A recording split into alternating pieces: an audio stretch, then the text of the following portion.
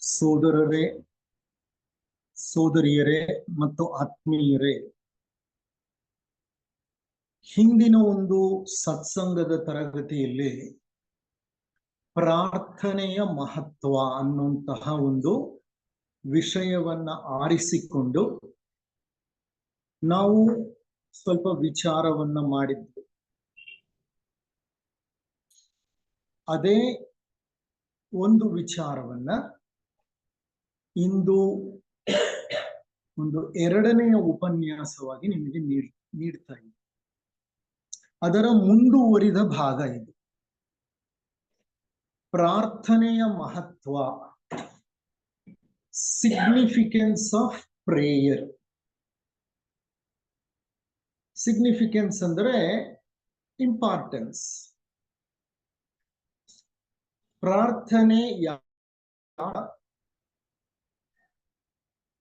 ಪ್ರಾರ್ಥನೆಯಿಂದ ಉಂಟಾಗುವ ಪರಿಣಾಮಗಳೇನು ಮತ್ತು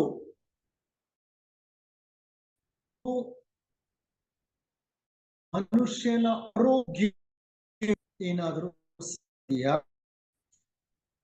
ವೈಜ್ಞಾನಿಕವಾಗಿ ಪ್ರಾರ್ಥನೆ ನೀಡಬಲ್ಲದು ಅಂತ ವಿಜ್ಞಾನಿಗಳೇನ ಕಂಡು ಹಿಡಿದಿದಾರ. ಈ ಎಲ್ಲ ವಿಚಾರಗಳ ಬಗ್ಗೆ ಸ್ವಲ್ಪ ಗಮನ ಹರಿಸೋಣ. ಪ್ರಾರ್ಥನೆ ಅನ್ನೋದು it is A universal prescription of all religions. ಎಲ್ಲ ಮತಗಳಲ್ಲೂ ಪ್ರಾರ್ಥನೆ ಅನ್ನುವಂಥದ್ದು ಒಂದು ಅತಿ ಮುಖ್ಯವಾದ ಆಚರಣೆ. ಪ್ರಾರ್ಥನೆ ಆತ್ಮನನ್ನ ಪರಮಾತ್ಮನ ಕಡೆಗೆ ಕೊಂಡೊಯ್ದು ಪರಮಾತ್ಮನೊಡನೆ ಸಂಯೋಜಿಸುವಂತಹ ಒಂದು ಕ್ರಿಯೆ. ಈಗ ಪ್ರತಿನಿತ್ಯ ಜಪ, ತಪ, ಪ್ರಾರ್ಥನೆ, ಧಾರಣ, ದಾನ ಇದನ್ನೆಲ್ಲ ಜೀವನದಲ್ಲಿ ಅಳವಡಿಸಿಕೊಂಡ್ರೆ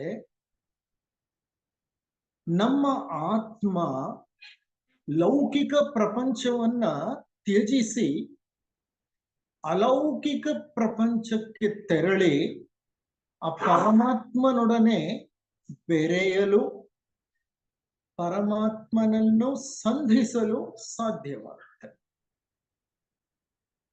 ಆದ್ರಿಂದಲೇ ನಮ್ಮ ಹಿಂದೂ ಧರ್ಮ ಗ್ರಂಥಗಳು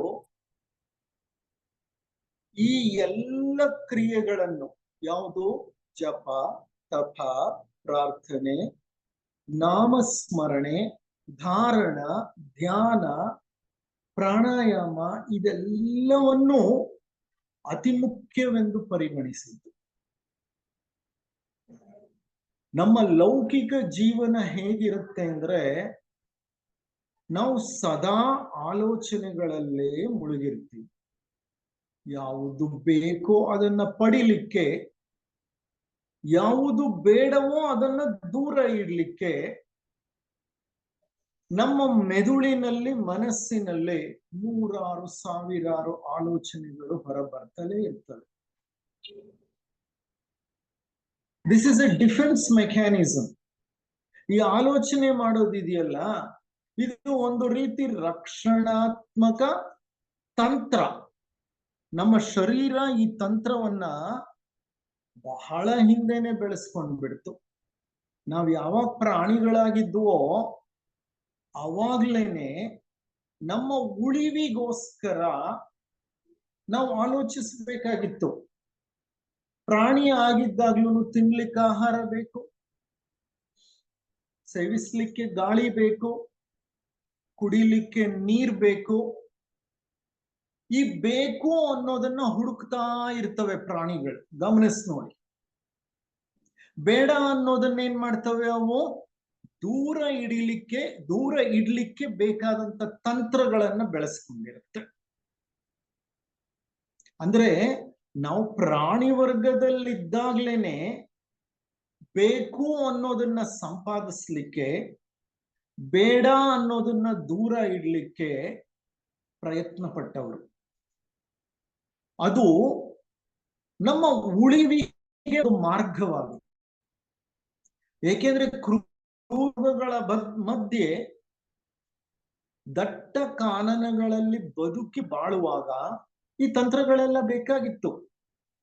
ಆದ್ರೆ ಪ್ರಾಣಿ ವರ್ಗವನ್ನ ದಾಟಿ ಮನುಷ್ಯ ವರ್ಗವನ್ನ ತಲುಪಿ ಬೆಳೆದ ಮನಸ್ಸನ್ನು ಇಂದು ಸಹ ನಾವು ಪುರಾತನ ಕಾಲದ ಸಹಜ ಪ್ರವೃತ್ತಿಯನ್ನೇ ಮುಂದುವರಿಸಿ ಬೇಕು ಬೇಡಗಳ ಮಧ್ಯದಲ್ಲಿದ್ದಾಗ ಖಂಡಿತವಾಗಿಯೂ ಲೌಕಿಕ ನಮ್ಮನ್ನ ಆವರಿಸಿಕೊಳ್ಳುತ್ತೆ. ಅಂತ ಲೌಕಿಕದಿಂದ ಬಿಡುಗಡೆ ಪಡಿಬೇಕು ಅಂದ್ರೆ ಇದೇ ವಿಧಾನಗಳು. ನಾಮಸ್ಮರಣೆ, ಎಷ್ಟೋ ಸಂದರ್ಭಗಳಲ್ಲಿ ನೀವು ನೋಡಿರಬಹುದು, ಈ ನಾಮಸ್ಮರಣೆಯ ಅಥವಾ ಜಪಗಳ ಹಲವಾರು ಕಾರ್ಯಕ್ರಮಗಳನ್ನ ಹಮ್ಮಿಕೊಂಡಿರ್ತಾರೆ. ಹಲವು ಸಹಸ್ರ ಬಾರಿ ನಾಮಸ್ಮರಣೆ, ಹಲವು ಸಹಸ್ರ ಬಾರಿ ಭಗವಂತನ ಒಂದು ಭಜನೆ, ಇದನ್ನೆಲ್ಲ ನೀವು ಕೇಳಿರ್ಬೋದು ದೇವಸ್ಥಾನಗಳಲ್ಲಿ ಮತ್ತೆ ಕೆಲವು ಪುಣ್ಯ ಕ್ಷೇತ್ರಗಳಲ್ಲಿ. ಇಂತಹ ಕಾರ್ಯಕ್ರಮಗಳನ್ನ ಇಟ್ಕೊಂಡಿರ್ತಾರೆ. ಯಾಕೆ ಇಟ್ಕೊಳ್ತಾರೆ ಅಂದ್ರೆ ನಾಮಸ್ಮರಣೆಯಾಗಲಿ ಜಪವಾಗಲಿ ನಮ್ಮ ಪ್ರಜ್ಞೆಯನ್ನ ಏನ್ ಮಾಡುತ್ತೆ, ಒಂದೇ ಒಂದು ಕಡೆ ಏಕೀಕರಿಸಲು ಸಹಾಯ ಮಾಡುತ್ತೆ. ನಾಮೋಚ್ಚ ಮಾಡುವಾಗ ಪ್ರಾರಂಭದಲ್ಲಿ ಲೌಕಿಕ ನಮ್ಮನ್ನ ಆವರಿಸಿಕೊಂಡು ನಾಮಸ್ಮರಣೆ ಮಾಡ್ತಾ ಮಾಡ್ತಾ ಮಾಡ್ತಾ ಮಾಡ್ತಾ ಒಂದು ಹಂತದಲ್ಲಿ ಲೌಕಿಕದ ಒಂದು ಪ್ರಭಾವ ಕಡಿಮೆಯಾಗತ್ತೆ. ನಮ್ಮ ಮನಸ್ಸು ಆ ಭಗವಂತನ ನಾಮದ ಮೇಲೆ ಕೇಂದ್ರೀಕೃತಗೊಳ್ಳುತ್ತೆ. ಹರಿದು ಹಂಚಿ ಹೋದಂತಹ ಮಾನಸಿಕ ಪ್ರಜ್ಞೆಯನ್ನ ಒಂದು ಕಡೆ ಕೇಂದ್ರೀಕರಿಸಲಿಕ್ಕೆ ಈ ನಾಮಸ್ಮರಣೆಯಾಗಲಿ ಜಪವಾಗಲಿ ತಪವಾಗಲಿ ಪ್ರಾರ್ಥನೆಯಾಗಲಿ ಧಾರಣವಾಗಲಿ ಬಹಳ ಸಹಾಯ ಮಾಡುತ್ತೆ. ಹಾಗೆ ಕೇಂದ್ರೀಕೃತಗೊಂಡಂತಹ ಮನಸ್ಸಿದೆಯಲ್ಲ, ಅದು ಬಹಳ ಹರಿತವಾದ ಮನಸ್ಸು. ಹರಿದು ಹಂಚಿ ಹೋದ ಮನಸ್ಸಿಗೆ ಶಕ್ತಿ ಕಡಿಮೆ, ಕೇಂದ್ರೀಕೃತಗೊಂಡಂತ ಮನಸ್ಸಿಗೆ ಶಕ್ತಿ ಅಪಾರ. ನೀವು ಸೂರ್ಯನ ಬೆಳಕು ಅಲ್ಲಿ ಹೊರಗಡೆ ಬೀಳ್ತಿದೆ ಅಂದ್ರೆ ಮಠ ಮಧ್ಯಾಹ್ನ 12 ಗಂಟೆ ಈ ಪೇಪರ್ನ ತಗೊಂಡು ಹೋಗಿಡಿ, ಸೂರ್ಯನ ಬಿಸಿಲು ಇದ್ರ ಮೇಲೆ ಬೀಳ್ಲಿ, ಏನಾಗಲ್ಲ ಈ ಪೇಪರ್. ಕಾರಣ ಆ ಸೂರ್ಯನ ಕಿರಣಗಳು ಚದುರಿ ಹಂಚಿ ಹೋಗಿದೆ. ಅದೇ ಪೇಪರ್ನ ಮೇಲೆ ಒಂದು ಮಸೂರವನ್ನ ಇಡಿ, ಲೆನ್ಸ್ ನ ತಗೊಂಡು ಬಂದಿಡಿ. ಆ ಲೆನ್ಸ್ ನ ಆ ಮಸೂರವನ್ನ ಈ ಕಾಗದದ ಜೊತೆ ಒಂದು ನಿರ್ದಿಷ್ಟ ದೂರದಲ್ಲಿ ಇಟ್ಕೊಳ್ಳಿ. ಆಗೇನ್ ಮಾಡತ್ತೆ, ಆ ಮಸೂರ ಸೂರ್ಯನ ಎಲ್ಲ ಬೆಳಕಿನ ಕಿರಣಗಳನ್ನೇನ್ ಮಾಡುತ್ತೆ, ಒಂದೇ ಪಾಯಿಂಟ್ ಅಲ್ಲಿ ಕೇಂದ್ರೀಕರಿಸುತ್ತೆ. ಆವಾಗ ಆ ಪೇಪರ್ ಏನಾಗತ್ತೆ, ಕಾಗದ ಸುಟ್ಟು ಹೋಗುತ್ತೆ. ಹಾಗೇನೆ ಮನಸ್ಸು ಅಷ್ಟೆ. ಹರಿದು ಹಂಚಿ ಹೋದ ಮನಸ್ಸಿಗೆ ಶಕ್ತಿ ಇರೋದಿಲ್ಲ. ಒಂದೇ ಒಂದು ನಿರ್ದಿಷ್ಟವಾದಂತಹ ವ್ಯಕ್ತಿಯೋ ವಸ್ತುವೋ ವಿಚಾರವೋ ತತ್ವವೋ ಆಲೋಚನೆಯೋ ಯಾವುದಾದ್ರೂ ಆಗಿರ್ಬೋದು, ಆ ಒಂದರ ಕಡೆ ಮನಸ್ಸು ಕೇಂದ್ರೀಕೃತಗೊಂಡಾಗ ಇಡೀ ಮನಸ್ಸಿನ ಶಕ್ತಿ ಆ ಒಂದು ಕೇಂದ್ರದ ಕಡೆ ಪರಿಪೂರ್ಣವಾಗಿ ನೆಲೆ ನಿಲ್ಲುತ್ತೆ. ಅಂತಹ ಮನಸ್ಸು ಶಕ್ತಿಯುತವಾದ ಮನಸ್ಸಾಗಿರುತ್ತೆ. ಅದಕ್ಕೆ ಎಷ್ಟು ಶಕ್ತಿ ಇರುತ್ತೆ ಅಂದ್ರೆ ಕ್ಷಣ ಮಾತ್ರದಲ್ಲಿ ಆ ಪ್ರಜ್ಞೆ ಆ ಒಂದೇ ಒಂದು ಕೇಂದ್ರದಲ್ಲಿ ಇದೆಯಲ್ಲ, ಅಲ್ಲಿಂದ ಜಂಪ್ ಹೊಡೆದ್ಬಿಡುತ್ತೆ, ಅಲ್ಲಿಂದ ನೆಗೆಯುತ್ತೆ ಆ ಪ್ರಜ್ಞೆ. ಎಲ್ಲಿಗೆ ನೆಗೆಯುತ್ತೆ ಅದು? ವ್ಯಷ್ಟಿಯನ್ನ ಬಿಟ್ಟು ಸಮಷ್ಟಿಯ ಕಡೆಗೆ, ಭಗವಂತನ ಕಡೆಗೆ ಚಲಿಸಿ ಬಿಡುತ್ತೆ, ಆ ಪರಮಾತ್ಮನ ಕಡೆಗೆ ಚಲಿಸಿ ಬಿಡುತ್ತೆ. ಈ ಕಾರ್ಯವನ್ನ ಸಾಧಿಸಲಿಕ್ಕೆ ಪ್ರಾರ್ಥನೆ ಒಂದು ಸುಂದರವಾದ ಮಾರ್ಗ, ಉನ್ನತವಾದ ಮಾರ್ಗ. ಕ್ರೈಸ್ತರು ಚರ್ಚ್ಗಳಿಗೆ ಹೋಗ್ತಾರೆ. ಬೆಳಿಗ್ಗೆ ಸಂಜೆ 2 ಹೊತ್ತು ಮಾಸ್ ಇರುತ್ತೆ ಅವರಲ್ಲಿ. ಮಾಸ್ ಅಂತಾರೆ. ಮಾಸ್ ಅಂದ್ರೆ ಎಲ್ಲ ಜನ ಒಟ್ಟಿಗೆ ಸೇರಿ ದೇವರ ಪ್ರಾರ್ಥನೆಯನ್ನು ಮಾಡ್ತಾರೆ. ಮುಸಲ್ಮಾನರು ಹಾಗೆ ಮಸೀದಿಗೆ ಹೋಗ್ತಾರೆ. ದಿನಕ್ಕೆ 5 ಬಾರಿ ನಿಗದಿತ ಸಮಯಗಳಲ್ಲಿ ಹೋಗ್ತಾರೆ, ಪ್ರಾರ್ಥನೆಯನ್ನ ಮಾಡ್ತಾರೆ. ಹಿಂದೂಗಳು ಬ್ರಾಹ್ಮಿ ಮುಹೂರ್ತಕ್ಕೆ ಎದ್ದು ಸಂಧ್ಯಾ ವಂದನೆಯನ್ನ ಮಾಡಿ ಭಗವಂತನನ್ನ ಪ್ರಾರ್ಥಿಸುತ್ತಾರೆ. ಮತ್ತೆ ಸಂಜೆ ಸೂರ್ಯ ಮುಳುಗೋ ಹೊತ್ತಿನಲ್ಲಿ ಸಂಧ್ಯಾ ವಂದನೆಯನ್ನ ಮಾಡಿ ಮತ್ತೆ ಭಗವಂತನನ್ನ ಪ್ರಾರ್ಥಿಸ್ತಾರೆ. ಹೀಗೆ ಎಲ್ಲ ಧರ್ಮಗಳಲ್ಲೂ ಎಲ್ಲ ಮತಗಳಲ್ಲೂ ಪ್ರಾರ್ಥನೆ ಅನ್ನೋದು ಕಡ್ಡಾಯ. ಆ ಪ್ರಾರ್ಥನೆ ಅನ್ನೋದು ಯಾಂತ್ರಿಕವಾಗಬಾರದು. ಯಾಂತ್ರಿಕ ಅಂದ್ರೆ ಏನು? ಪ್ರಾರ್ಥನೆ ನಾನಿಲ್ಲಿ ಮಾಡ್ತಾ ಇದ್ದೀನಿ, ನನ್ನ ಮನಸ್ಸು ಮತ್ತೆಲ್ಲೋ ಹರಿದಾಡ್ತಾ ಇದೆ. ಹಾಗಾದಾಗ ಪ್ರಾರ್ಥನೆ ಯಾಂತ್ರಿಕವಾಗ್ಬಿಡುತ್ತೆ. ಶಾಲೆಯಲ್ಲಿ ಮಕ್ಕಳು ಪ್ರೇಯರ್ ಮಾಡ್ತಾರೆ, ಮಾಸ್ ಅಲ್ಲೂ ಬೆಳಿಗ್ಗೆ ಅಸೆಂಬ್ಲಿ ಅಂತ ಮಾಡ್ತಾರೆ ಶಾಲೆಗಳಲ್ಲಿ. ಹೋದ ತಕ್ಷಣ ಸ್ಕೂಲ್ ಗ್ರೌಂಡ್ ಅಲ್ಲಿ ಎಲ್ಲ ಮಕ್ಕಳು ನಿಂತ್ಕೊಂಡು ಪ್ರಾರ್ಥನೆ ಮಾಡ್ತಾ ಇರ್ತಾರೆ. ಎಷ್ಟು ಜನ ಮಕ್ಕಳು ಅವ್ರು ಮಾಡ್ತಾ ಇರುವಂತ ಪ್ರಾರ್ಥನೆಯನ್ನ ಪರಿಪೂರ್ಣವಾಗಿ ಅನುಭವಿಸುತ್ತಾ ಪ್ರಾರ್ಥಿಸುತ್ತಾರೆ ಹೇಳಿ? ಬಹಳ ಕಡಿಮೆ. ನಾವು ಕೂಡ ಹಾಗಿರ್ಲಿಲ್ಲ ಶಾಲೆಗಳಲ್ಲಿ ಇದ್ದಾಗ. ಪ್ರಾರ್ಥನೆ ಮಾಡಬೇಕು, ಇಲ್ಲ ಅಂದ್ರೆ ಮೇಷ್ಟ್ರು ನಮ್ಮನ್ನು ಬಿಡೋದಿಲ್ಲ, ಬೆತ್ತದ ರುಚಿ ತೋರಿಸ್ತಾರೆ. ಹಾಗಾಗಿ ನಾವೇನ್ ಮಾಡ್ತಿದ್ವಿ? ಪ್ರೇಯರ್ಗೆ ಹೋಗ್ತಿದ್ವಿ. ಪ್ರೇಯರ್ ಅಲ್ಲಿ ನಿಂತ್ಕೊಂಡಿದ್ರು, ಪ್ರೇಯರ್ ಮಾಡ್ತಾ ಇದ್ರು ನಮ್ಮ ಮನಸ್ಸು ಎಲ್ಲ ರೀತಿ ಕಸರತ್ತುಗಳನ್ನ ಮಾಡ್ತಾ ಇತ್ತು. ಹೌದಾ ಅಲ್ವಾ? ಆದ್ರೆ ಬೆಳೀತಾ ಬೆಳೀತಾ ಅದರಲ್ಲೂ ಅಧ್ಯಾತ್ಮದ ಈ ಒಂದು ಮಾರ್ಗವನ್ನ ಪ್ರವೇಶ ಆದ್ಮೇಲೆ ನಮ್ಮ ಅನುಭವಕ್ಕೆ ಬಂದಿದೆ, ಪ್ರಾರ್ಥನೆಯಾಗ್ಲಿ, ಜಪವಾಗ್ಲಿ, ತಪವಾಗ್ಲಿ, ನಾವು ಮಾಡುವಂತಹ ಪ್ರತಿನಿತ್ಯದ ಕೆಲಸವಾಗ್ಲಿ ಏಕಾಗ್ರತೆಯಿಂದ ಮಾಡಿದ್ರೆ ಅದು ಧ್ಯಾನವಾಗ್ಬಿಡುತ್ತೆ. ಧ್ಯಾನವಾಗ್ಬಿಡುತ್ತೆ. ನೋಡಿ, ಧ್ಯಾನದ ಆ ಉತ್ತುಂಗ ತುದಿಯನ್ನ ತಲುಪಬೇಕು ಅಂತಂದ್ರೆ ಇವೆಲ್ಲ ಮಾರ್ಗಗಳೇ.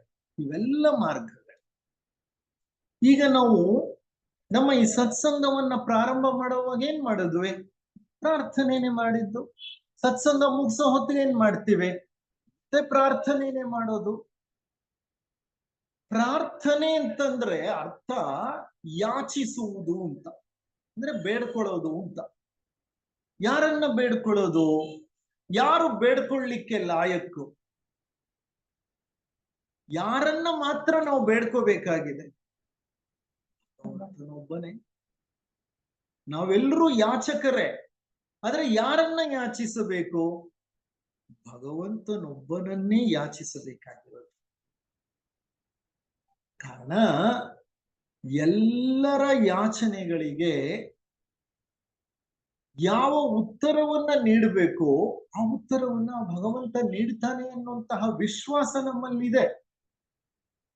ಹಾಗಾಗ್ಲೇನೆ ನಾವು ಭಗವಂತನ ಮುಂದೆ ನಮ್ಮ ಬೇಡಿಕೆಗಳನ್ನ ಇಡ್ತೇವೆ. ಈ ಬೇಡಿಕೆಗಳನ್ನಿಟ್ಟು ಮಾಡೋ ಪ್ರಾರ್ಥನೆ ಇದೆಯಲ್ಲ, ಇದು ಒಂದು ಪ್ರಾರಂಭಿಕ ಹಂತದಲ್ಲಿ ನಾವು ಮಾಡೋ ಪ್ರಾರ್ಥನೆ. ಆದ್ರೆ ಪ್ರಾರ್ಥನೆಯ ಪ್ರಯಾಣ ಹೇಗಿರುತ್ತೆ ಅಂದ್ರೆ, ಮುಂದುವರಿತಾ ಮುಂದುವರಿತಾ ನಾವು ಬೇಡ್ತೇವೆ, ಆತ ಕೇಳ್ತಾನೆ. ಒಂದು ಹಂತದಲ್ಲಿ ಆತ ಹೇಳ್ತಾನೆ, ನಾವು ಕೇಳ್ತೇವೆ. ಇನ್ನೊಂದು ಹಂತದಲ್ಲಿ ನಾನು ಏನು ಹೇಳಲ್ಲ, ಆತನೂ ಏನು ಹೇಳಲ್ಲ, ಆದ್ರೆ ಇಬ್ರು ಸುಮ್ಮನೆ ಕೇಳಿಸ್ಕೊಳ್ತೇವೆ. ಇನ್ನೂ ಮುಂದಿನ ಹಂತದಲ್ಲಿ ನಾನು ಮಾತಾಡಲ್ಲ, ಭಗವಂತನೂ ಮಾತಾಡಲ್ಲ, ನಾನು ಕೇಳಿಸ್ಕೊಳ್ಳಲ್ಲ, ಭಗವಂತನೂ ಕೇಳಿಸ್ಕೊಳ್ಳಲ್ಲ, ಅಲ್ಲಿ ನೀರವ ಮೌನ ಇರುತ್ತೆ. ನೀರವ ಮೌನ ಅಂದ್ರೆ ಆಳ ಧ್ಯಾನ. ಯಾವುದು ಪ್ರಾರ್ಥನೆಯಲ್ಲಿ ಪ್ರಾರಂಭವಾಯ್ತೋ, ಯಾಚನೆಯಲ್ಲಿ ಪ್ರಾರಂಭವಾಯ್ತೋ, ಅದು ಸಾಧನೆಯ ಮೂಲಕ ಯಾವ ಹಂತವನ್ನ ತಲುಪುತ್ತೆ ಅಂದ್ರೆ, ಯಾಚಿಸುವವನೂ ಇಲ್ಲ, ಈ ಯಾಚಿಸುತ್ತಿರುವ ವ್ಯಕ್ತಿ ಯಾರನ್ನ ಕುರಿತು ಯಾಚಿಸ್ತಿದಾನೋ ಆತನೂ ಇಲ್ಲ. ಕೊನೆಗೆ ಉಳಿಯೋದು ಈ ಯಾಚಕ ಮತ್ತು ಯಾರನ್ನ ಕುರಿತು ಯಾಚಿಸುತ್ತಿದ್ದಾನೋ ಅವರಿಬ್ಬರು ನಿರ್ಗಮಿಸಿದ ನಂತರ ಬರೀ ಯಾಚನೆ ಮಾತ್ರ ಉಳಿಯುತ್ತೆ. ಇದನ್ನೇ ಧ್ಯಾನ ಅಂತ ಹೇಳ್ತಾ ಇದ್ದಿದ್ದು ನಮ್ಮ ಸೋದರ ತಿಪ್ಪೇಸ್ವಾಮಿ ಅವರು ಹೇಳ್ತಿದ್ರು. when the subject and when the object disappear, when the observer and the observed disappear, there is only observation. Observer, observed. When both exit, the phenomenon of observation alone stays, and that's called meditation.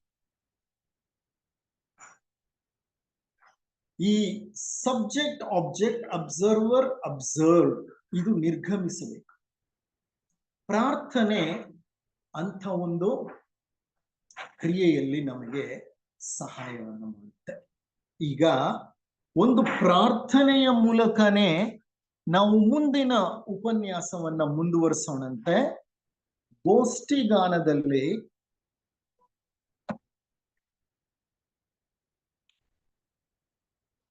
ಸ್ವಾಮಿ ದೇವನೇ ಲೋಕಪಾಲನೆ ಅಂತ 17ನೆಯ ಪುಟ ತೆಗಿರಿ.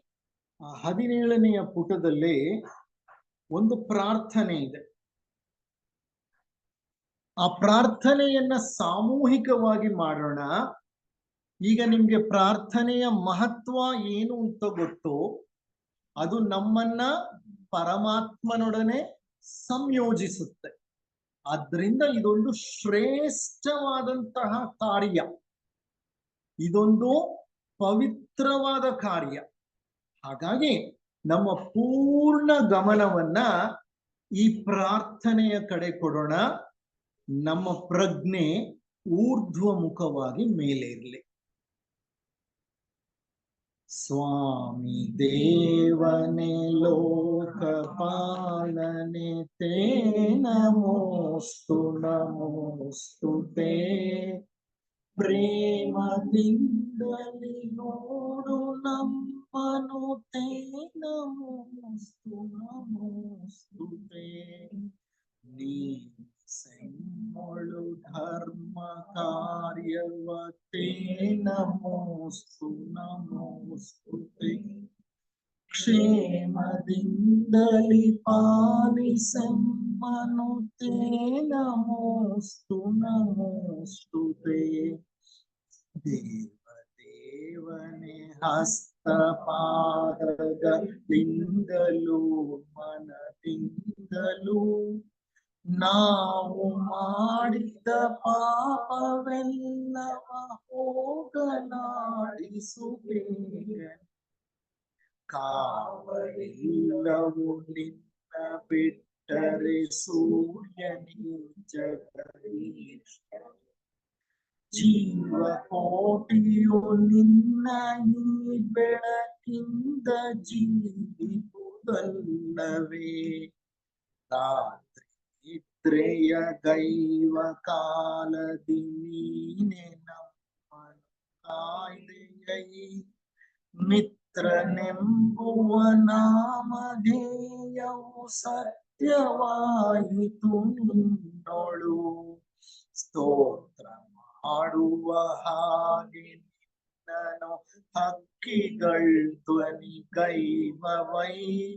ಚಿತ್ರಭಾನುವೆ ನೋಡಿ ನಿನ್ನನದಲ್ಲಿ ಪೋದುದು ಕತ್ತಲೆ. ಉತ್ತಮ ನಿನ್ನ ಪಾದದ ಭಕ್ತಿಯೇ ಸ್ಥಿರವಲ್ಲವೇ. ಬಿತ್ತವೆಂಬುದು ಗಾಳಿಯಲ್ಲಿಹ ದೀಪದಂತದಿ ಚಂಚಲ. ಮತ್ತರಾಗುತ್ತೆ ಬಿಟ್ಟು ನಿಮ್ಮನು ಕೆಟ್ಟ ಯೋಚನೆ ತೆಯ್ಯದ. ಚಿತ್ತವಂ ನಮಗಿತ್ತು ರಕ್ಷಿಸು ಸದು ಹೃದಯ ಸರ್ವೇಶನೇ. ಆಡುವಾಗಲು ನಾವು ಭೋಜನ ಮಾಡುವಾಗಲು ಸರ್ವದಾ ನೀಡಿ ಸಮರಸ ದೃಷ್ಟಿಯಂ ಪರಿಪಾಲಿಸೈ ಭಗವಂತನೇ. ಬೇಡಿ ಕೊಂಬೆವು ನಮ್ಮ ದೇಹದಾರೋಗ್ಯವಂ ಬಲ ತೃಪ್ತಿಯಂ.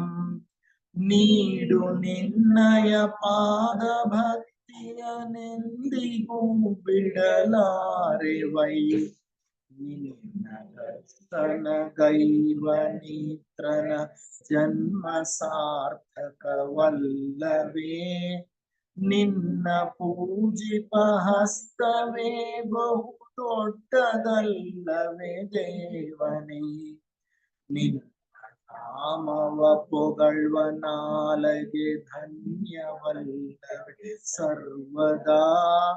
ನಿನ್ನ ಧ್ಯಾನಿಪ ಚಿತ್ತವೃತ್ತಿಯೇ ಯೋಗ್ಯವಲ್ಲವೇ ಲೋಕದಿ. ನೀನೆ ತಾಯಿಯು ನೀನೆ ತಂದೆಯು ನೀನೆ ನಮ್ಮೊಡನಾಡಿಯು. ನೀನೆ ಬಂಧುವು ನೀನೆ ಭಾಗ್ಯವು ನೀನೆ ವಿದ್ಯೆಯು ಬುದ್ಧಿ.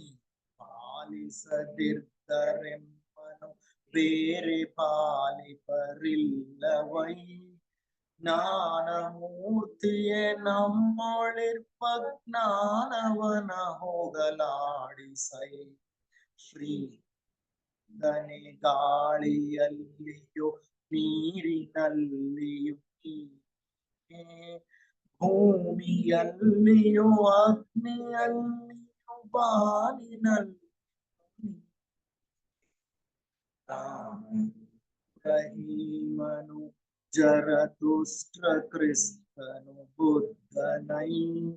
ನೀ ಮಹಾತ್ಮನು ನಮ್ಮ ತಪ್ಪುಗಳೆಲ್ಲ ಮನ್ನಿಸಿ ಪಾಲಿಸೈ. ಸ್ವಾಮಿ ದೇವನೇ ಲೋಕಪಾಲನೆ ತೇ ನಮೋಸ್ತು ನಮೋಸ್ತುತೇ. ಪ್ರೇಮದಿಂದಲಿ ನೋಡು ನಮ್ಮನು ತೇ ನಮೋಸ್ತು ನಮೋಸ್ತುತೇ. ಈ ಗ್ರಂಥ, ಈ ಒಂದು ಕಿರು ಗ್ರಂಥ ಅಥವಾ ಕವನ ಸಂಗ್ರಹ ಅನ್ನೋದು ಎಷ್ಟೊಂದು ಪ್ರಾರ್ಥನೆಗಳನ್ನ ಕೊಟ್ಟಿದ್ದಾರೆ ಗೊತ್ತಾ ಇದರಲ್ಲಿ. ನಾವು ಚಿಕ್ಕನ್ನಲ್ಲಿದ್ದಾಗ ಇದನ್ನ ನಮ್ಮ ಶಾಲೆಗಳಲ್ಲಿ ಹಾಡಿಸ್ತಿದ್ರು. ನನಗೆ ಚೆನ್ನಾಗಿ ನೆನಪಿದೆ. ನಾನು 3ನೇ ಕ್ಲಾಸ್ 4ನೇ ಕ್ಲಾಸ್ 5ನೇ ಕ್ಲಾಸ್ನಲ್ಲೆಲ್ಲ ಇದ್ದಾಗ ಇದನ್ನ ಶಾಲೆಗಳಲ್ಲಿ ಹಾಡ್ತಾ ಇದ್ವಿ. ಎಷ್ಟು ಸುಂದರವಾದಂತ ಒಂದು ಪ್ರಾರ್ಥನೆ ಇದೆ. ಇಲ್ಲಿ ನಾವು ಭಗವಂತನನ್ನ ಯಾಚಿಸ್ತಿದೀವಿ, ಖಂಡಿತ ಬೇಡ್ಕೋತಿದ್ದೀವಿ. ಆದ್ರೆ ಏನನ್ನ ಕೊಡು ಅಂತ ಬೇಡ್ಕೋತಿದ್ದೀವಿ ನಾವು? ನನಗೆ ಸಿರಿತನ ಕೊಡು, ಸಂಪತ್ತು ಕೊಡು, ಅಷ್ಟ ವೈಭೋಗಗಳನ್ನು ಕೊಡು ಅಂತ ನಾವು ಬೇಡ್ಕೋತಾ ಇಲ್ಲ. ನಾವು ಬೇಡ್ಕೊಳ್ತಾ ಇರೋದು, ಅಪ್ಪ ನಮ್ಮನ್ನ ರಕ್ಷಿಸು, ನಮ್ಗೆ ಆರೋಗ್ಯವನ್ನು ಕೊಡು, ಸದ್ಬುದ್ಧಿಯನ್ನು ಕೊಡು, ಸದ್ಗುಣವನ್ನು ಕೊಡು, ಲೋಕ ಕಲ್ಯಾಣಕ್ಕೆ ನೆರವಾಗುವಂತಹ ಒಂದು ಪ್ರಜ್ಞೆಯನ್ನು ನಮಗೆ ನೀಡು, ಈ ಜಗತ್ತನ್ನು ರಕ್ಷಿಸು, ಎಲ್ಲರನ್ನೂ ಕಾಪಾಡು. ಒಂದು ಸಾರ್ವತ್ರಿಕ ಹಿತ, ಅದಕ್ಕೋಸ್ಕರ ನಾವು ಭಗವಂತನನ್ನ ಯಾಚಿಸ್ತಾ ಇದ್ದೀವಿ. ಇಂಥ ಪ್ರಾರ್ಥನೆ ಬಹಳ ಸುಂದರವಾಗೇ ಇರುತ್ತೆ. ಪ್ರಾರಂಭದಲ್ಲಿ ಇಂಥ ಪ್ರಾರ್ಥನೆ ಬೇಕಾಗತ್ತೆ, ನಮ್ಗೆ ಯಾಚಿಸಬೇಕಾಗತ್ತೆ. ಆದ್ರೆ ಒಂದು ಹಂತ ಬರುತ್ತೆ, ಆಗ ನಾವು ಯಾಚನೆಯನ್ನ ಮೀರಿ ನಿಲ್ತೇವೆ. ಪ್ರಾರ್ಥನೆ ಆಗ್ಲೂ ಜರುಗತ್ತೆ, ಆದ್ರೆ ಅದು ಮೌನ ಪ್ರಾರ್ಥನೆ. ಅಲ್ಲಿ ಬೇಡುವವನು ಇಲ್ಲ, ಬೇಡಿಸಿಕೊಳ್ಳುವವನು ಇಲ್ಲ. ಆದರೆ ಈ ಬೇಡುವವ ಬೇಡಿಸಿಕೊಳ್ಳುವವನ ಮಧ್ಯೆ ಇದೆಯಲ್ಲ, ಆ ಒಂದು ಸಂಬಂಧ ಅದು ಗಹನವಾಗಿ ಹೋಗುತ್ತೆ, ಬಹಳ ಆಳವಾಗಿ ಹೋಗುತ್ತೆ. ಪ್ರಾರ್ಥನೆ ಅಂತ ಒಂದು ಹಂತವನ್ನು ಖಂಡಿತವಾಗಿಯೂ ತಲುಪಬೇಕಾಗತ್ತೆ.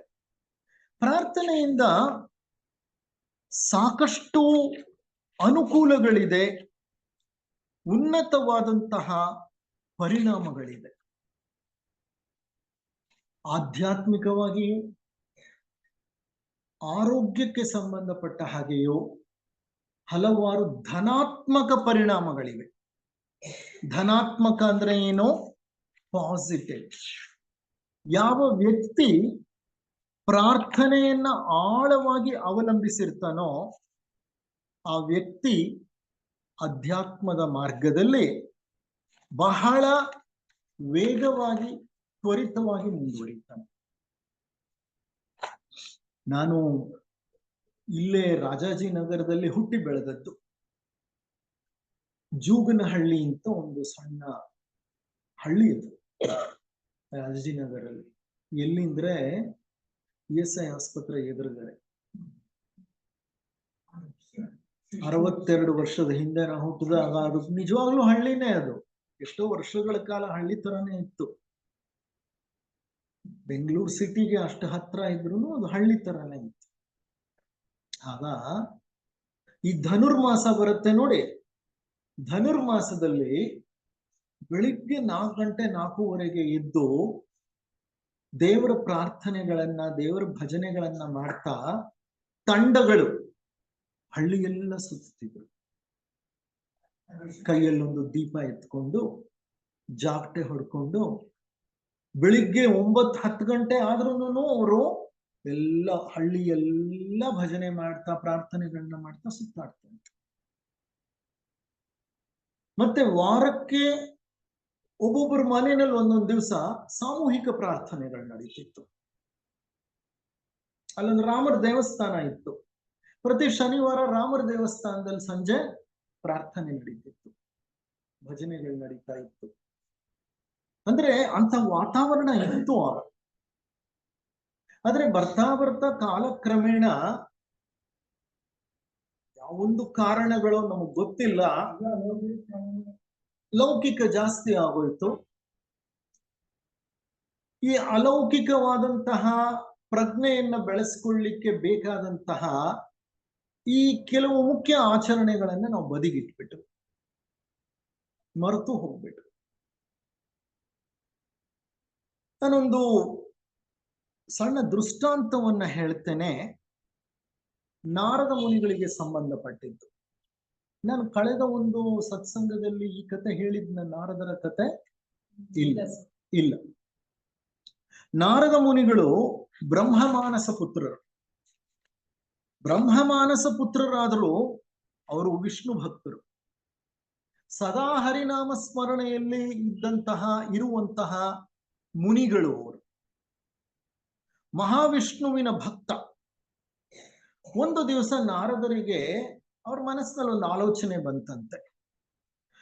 ಈ 3 ಲೋಕಗಳಲ್ಲೂ ಮಹಾವಿಷ್ಣುವನ್ನ ನಾನು ಪ್ರೀತಿಸುವಷ್ಟು, ನಾನು ಪ್ರಾರ್ಥಿಸುವಷ್ಟು ಮತ್ಯಾರು ಪ್ರಾರ್ಥಿಸುವುದಿಲ್ಲ ಅನ್ನೋ ಒಂದು ಆಲೋಚನೆ ಬಂತು. ನೋಡಿ ಹೇಗಿರುತ್ತೆ ಅಂತ. ಮುನಿಗಳು, ಬ್ರಹ್ಮ ಮಾನಸ ಪುತ್ರರು, ಆದರೆ ಆ ಮಟ್ಟದಲ್ಲಿ ಸಹ ಒಂದು ಆಲೋಚನೆ ಈ ರೀತಿ ಬಂತು. ಅವ್ರ ಮನಸ್ಸಿನಲ್ಲಿ ಆಲೋಚನೆ ಅದು ಎದ್ದ ತಕ್ಷಣ ಮಹಾವಿಷ್ಣುವಿಗೆ ಗೊತ್ತಾಯ್ತಂತೆ, ಆಹಾ ಆಲೋಚನೆ ಕೆಲಸ ಮಾಡ್ತಾ ಇದೆ ನಾರದರಲ್ಲಿ. ಅವರು ತನ್ನನ್ನ ಅಷ್ಟು ಶ್ರೇಷ್ಠನಾದ ಭಕ್ತ ಅಂತ ಅನ್ಕೊಂಡಿದ್ದಾರೆ. ಇರ್ಲಿ, ಯಾವುದು ನಿಜವಾಗ್ಲೂ ಪ್ರಾರ್ಥನೆ ಅನ್ನೋದನ್ನ ನಾರದರಿಗೆ ನಾನು ತಿಳಿಸಿಕೊಡ್ಬೇಕು ಅಂತ ವಿಷ್ಣು ಏನ್ ಮಾಡ್ದ, ಮಹಾವಿಷ್ಣು ಏನ್ ಮಾಡ್ದ, ನಾರದರನ್ನ ಕರೆಸ್ಕೊಂಡು ಹೇಳ್ತಾರೆ, ಅಯ್ಯ ನಾರದ, ಗಂಗಾ ತೀರದಲ್ಲಿ ನನ್ನ ಒಬ್ಬ ಭಕ್ತ ಇದ್ದಾನೆ, ನನ್ನ ಪರಮ ಭಕ್ತ ಆತ, ಬಹಳ ಶ್ರೇಷ್ಠ ಭಕ್ತ, ಮತ್ತೆ ಬಹಳ ಆಳವಾದಂತ ಭಕ್ತಿ ಆತನಲ್ಲಿದೆ ನನ್ನ ಮೇಲೆ. ನೀನು ಕೆಲವು ದಿನಗಳ ಕಾಲ ಆತನೊಡನೆ ಇದ್ದು ಹಿಂತಿರುಗಿ ಬಾ, ನಿನಗೆ ಒಳಿತಾಗುತ್ತೆ ಅಂತ. ನಾರದರು ಆಗ್ತಾನೆ ಅನ್ಕೊಂಡಿದ್ರು ನನ್ನಂತ ಭಕ್ತ ಮತ್ತೊಬ್ಬಿಲ್ಲ ಅಂತ. ಆದ್ರೆ ಮಹಾವಿಷ್ಣು ಈಗ ಹೇಳ್ತಿರೋದು, ನನ್ನ ಪರಮ ಭಕ್ತ ಒಬ್ಬ ಇದ್ದಾನೆ, ನೀನು ಆತನ ಬಳಿ ಹೋಗಿ ಕೆಲವು ಕಾಲ ಇದ್ದು ಬಾ, ನೀನ್ ಕಲ್ತು ಬರ್ತೀಯ ಅಲ್ಲಿ ಅಂತ. ಸರಿ, ನಾರದ ಇನ್ನ ಮಹಾವಿಷ್ಣು ಹೇಳಾದ್ಮೇಲೆ ಹೊರಟ. ಆ ಭಕ್ತನ ಮನೆಯನ್ನ ಹುಡುಕದ. ಗಂಗಾ ನದಿಯ ತಟ, ಒಬ್ಬ ಬಡ ರೈತ. ಆ ಬಡ ರೈತನ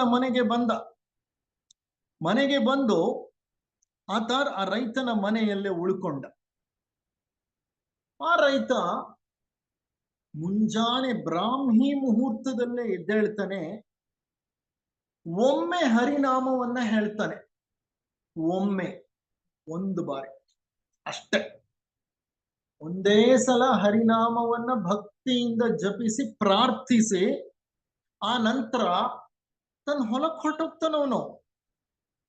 ಸಂಜೆವರೆಗೂ, ಸೂರ್ಯ ಮುಳುಗೋವರೆಗೂ ರಟ್ಟೆ ಮುರಿದು ದುಡಿತಾನೆ, ಮನೆಗೆ ಬರ್ತಾನೆ.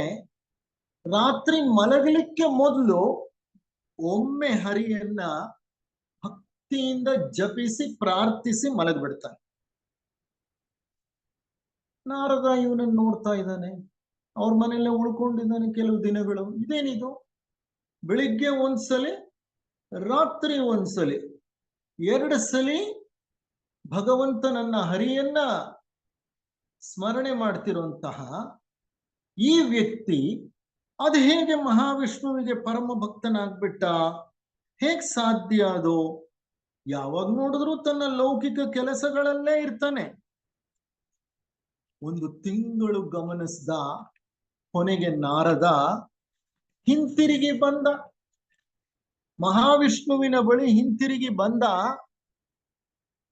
ಇನ್ನ ನಾರದ ಮಹಾವಿಷ್ಣುವಿನ ಬಳಿ ಮಾತನಾಡ್ಲಿಕ್ಕೆ ಬಾಯಿ ತೆಗಿಬೇಕು, ಹೇಳ್ಬೇಕು. ಆತನನ್ನ ಪರಮ ಭಕ್ತ ಅಂತ ಅಂತೀಯಲ್ಲ, ಅದ್ ಹೇಗೆ ಸಾಧ್ಯ? ದಿನ ಬೆಳಿಗ್ಗೆ ಒಂದ್ಸಲಿ, ರಾತ್ರಿ ಒಂದ್ಸಲಿ, 2 ಸಲಿ ನಿನ್ನನ್ನ ಸ್ಮರಣೆ ಮಾಡ್ಕೊಳ್ಳೋದು ಅಂತ ಹೇಳುವವನಿದ್ದ. ಅಷ್ಟ್ರಲ್ಲೇನೆ ಮಹಾವಿಷ್ಣು ಈತನ ಆಂತರ್ಯವನ್ನ ಗಮನಿಸಿ ಹೇಳ್ದ, ಅಪ್ಪ ನೋಡು, ಇಲ್ಲೊಂದು ಪಾತ್ರೆ ಇದೆ, ಈ ಪಾತ್ರೆ ತುಂಬಾ ಎಣ್ಣೆ ಇದೆ, ನಾನು ನಿನ್ನ ಹತ್ರ ಮಾತನಾಡ್ತೀನಿ ಆಮೇಲೆ.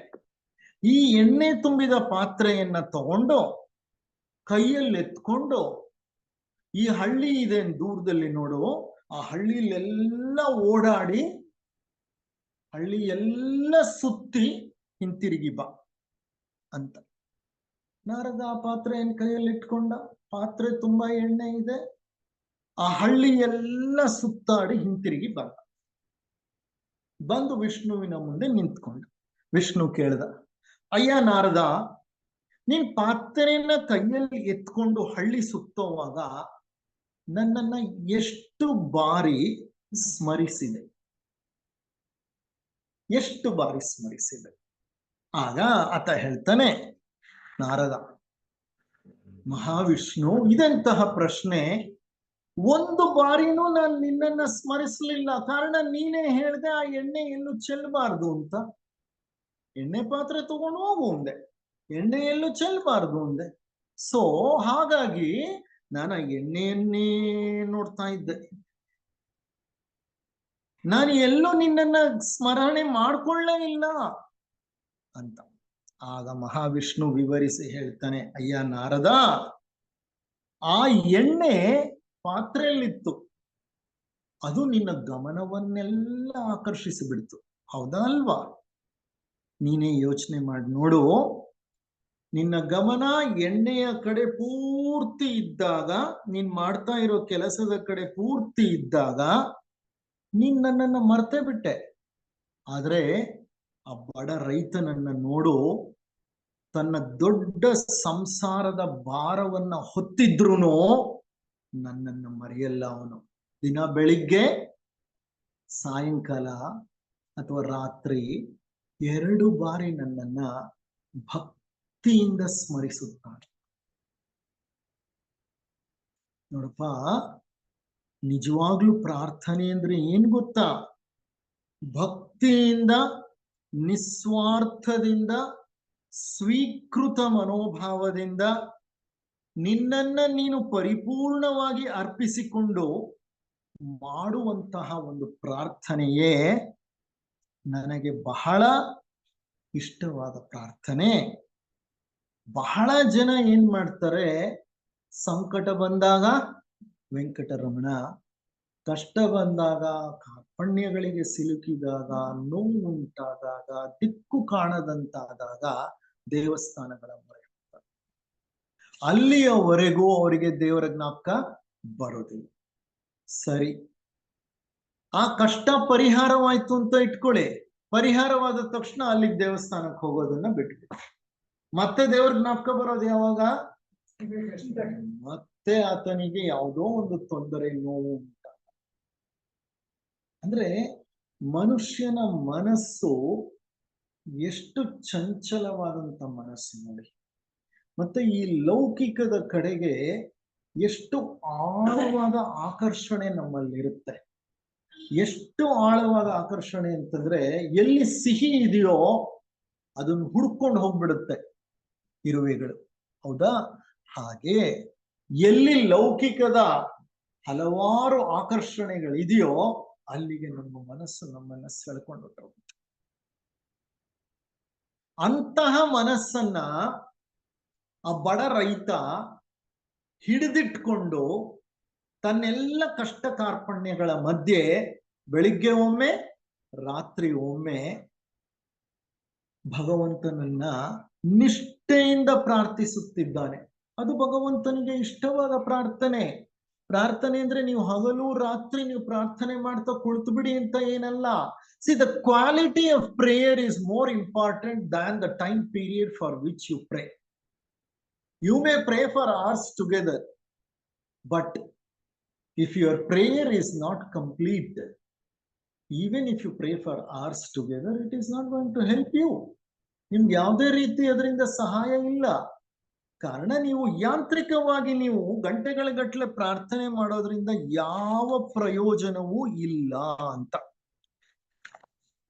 ಈ ರೀತಿ ಪರಿಪೂರ್ಣವಾಗಿ ಪ್ರಜ್ಞೆಯನ್ನ ಒಂದು ಕಡೆ ಕೇಂದ್ರೀಕರಿಸಿ ನೀವು ಕೆಲವು ನಿಮಿಷಗಳ ಕಾಲ ಮಾಡುವ ಪ್ರಾರ್ಥನೆ ಸಹ ಆಧ್ಯಾತ್ಮಿಕ ವಲಯದಲ್ಲಿ ಶ್ರೇಷ್ಠ ಕಂಪನಗಳನ್ನ ಉಂಟು ಮಾಡಿ. ನೀವು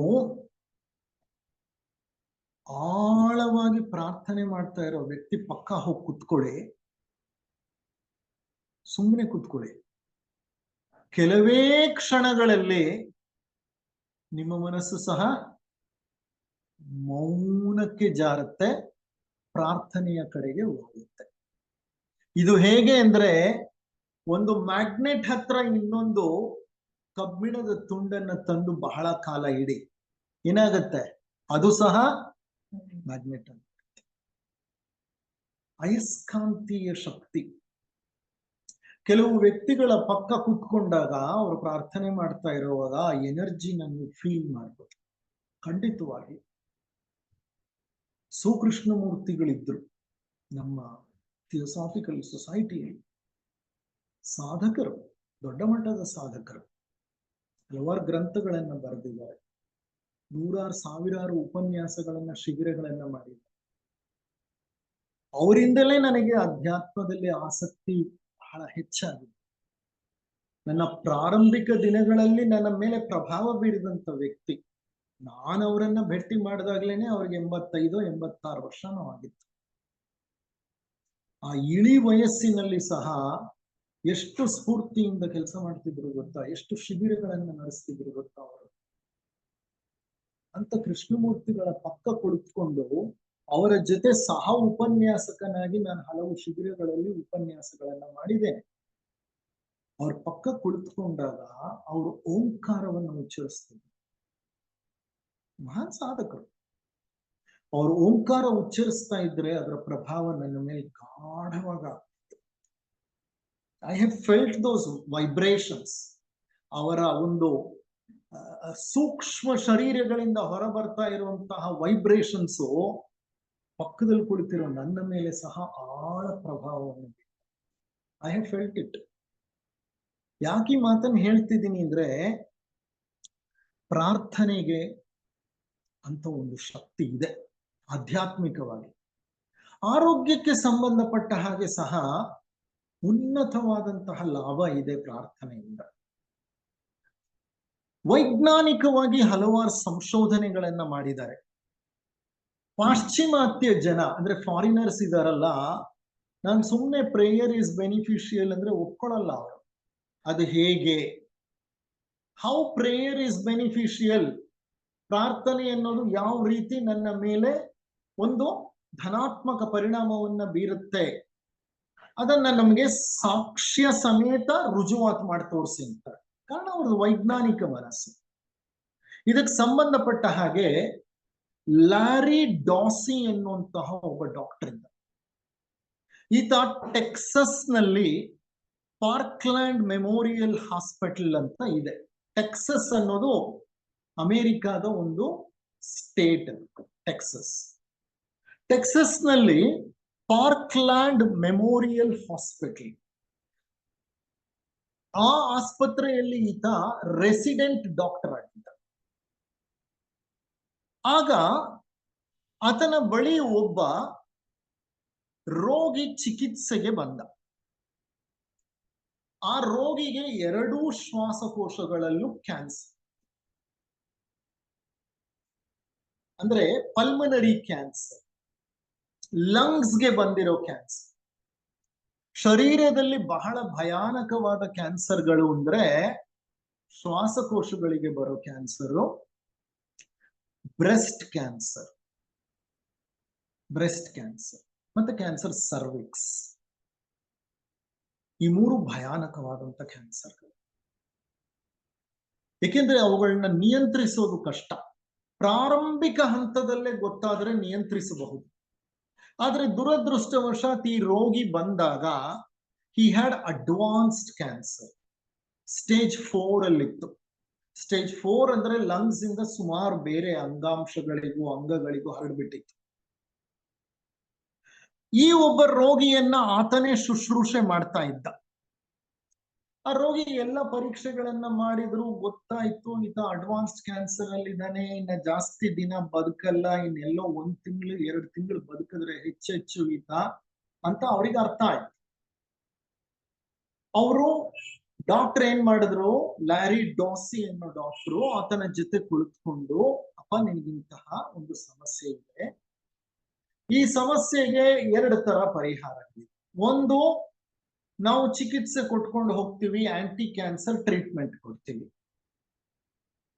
ಇನ್ನೊಂದು, ನಿನ್ಗೆ ಚಿಕಿತ್ಸೆ ಬೇಡ ಅಂತ ಅಂದ್ರೆ ನಿನಗೇನ್ ಸಮಸ್ಯೆ ಉಲ್ಬಣವಾಗುತ್ತೋ ಅದಕ್ಕೆ ಟ್ರೀಟ್ಮೆಂಟ್ ಕೊಡ್ತೀವಿ.